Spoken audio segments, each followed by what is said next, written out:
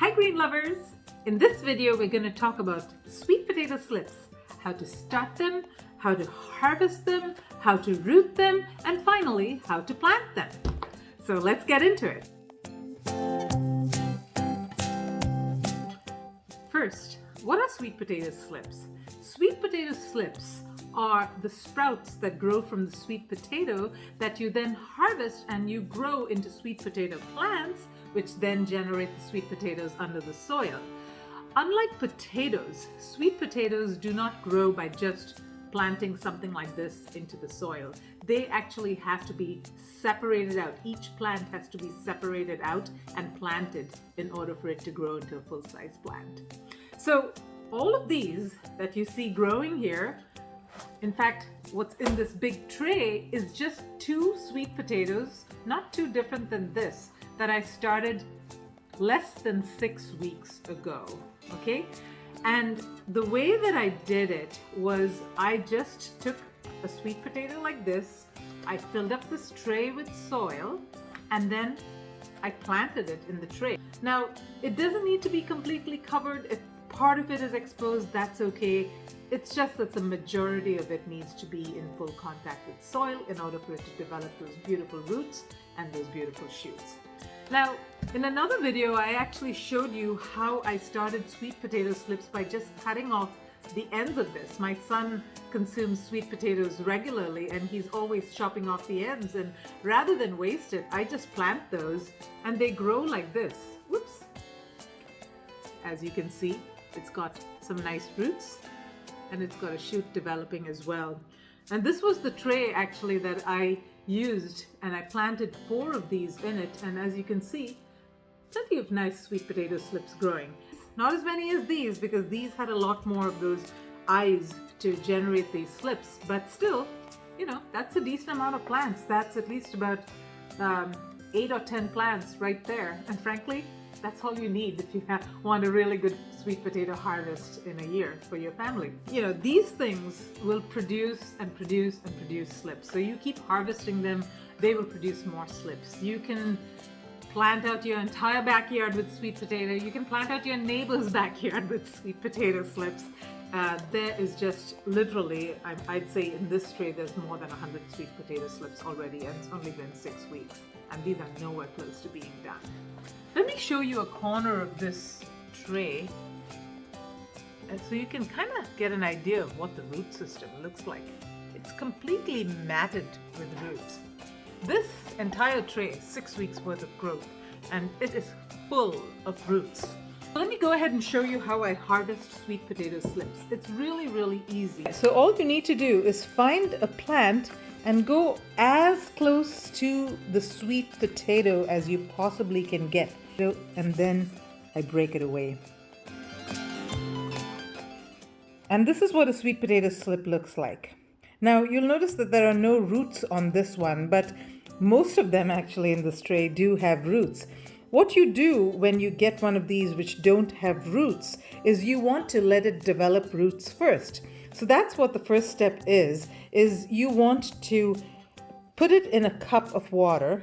Actually, let me show you what I did. This is about 10 days worth of root growth on these sweet potato slips. They were a little bit bigger than that one, but this one is a perfectly good size to develop roots. So as you can see, there's a beautiful root system. The ones that are extra white, I don't know whether you can tell, the ones that are lighter in color like here, these are the ones that developed in the water. The ones that are a little more brown are the ones that were already in place when I pulled it out of the tray. So you can go straight from this soil into a pot like this and it will grow if it has roots. If it doesn't have roots, my preference has been to give it a chance to develop some roots by putting it in a glass of water. In about 10 days time, this will develop a beautiful little root system and you will be able to put it into a pot just like this. So that's all you do really, is you take these rooted slips and you plant them in the soil. Now remember to give it plenty of water, at least for the first few days, because these were sitting in water.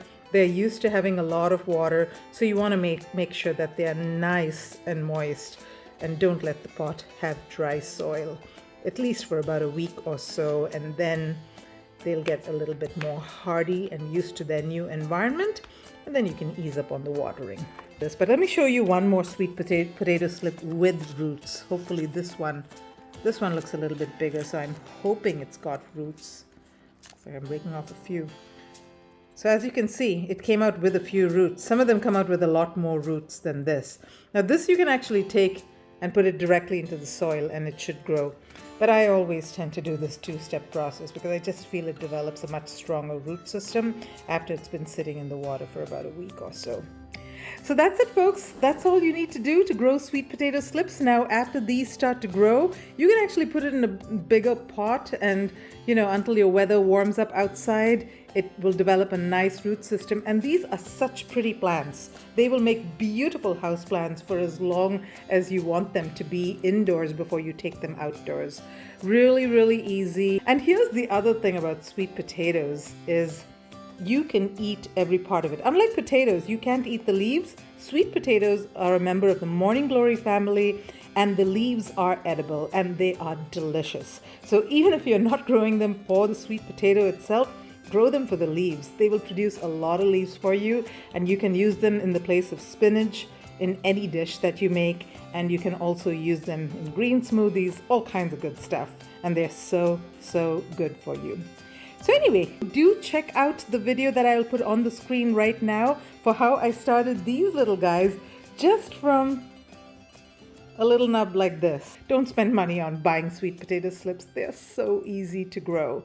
All I did was put this in soil and then put it on a heat mat. And that really is the key, is you need to put it on a heat mat. Sweet potatoes like to grow in warm, moist conditions.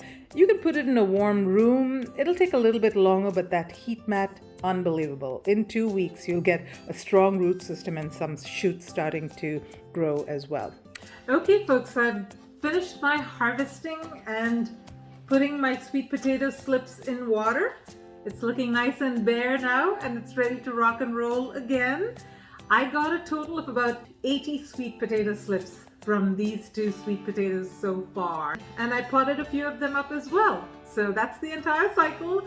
And now this is ready to go in your garden whenever the weather gets warm enough. And until then, it's going to produce these beautiful sweet potato vines, and it's going to look so pretty. Do you have a different method in which you grow sweet potato slips? I'm curious to know. I have found this method to work really well for me. I know some people like the water in a cup method. I find this to be so much faster, but maybe I'm doing something wrong with the water method. So maybe you can tell me a different way that you use to grow sweet potato slips. And I would love to hear from you if you try this method and have success with it. So until next time, folks, live green and love your green.